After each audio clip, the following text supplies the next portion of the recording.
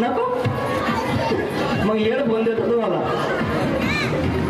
या ठिकाणी मानाची पैठणी मान्य सचिन भाऊ तापकेर यांचं सौजन्य आहे. त्यानंतर प्रथम मोबाईल शॉपीवाल्यांचे घेते प्रथम मोबाईल यांच्याकडून त्या ठिकाणी हेडफोन आणि स्मार्टवॉच आपल्याला मिळणार आहे.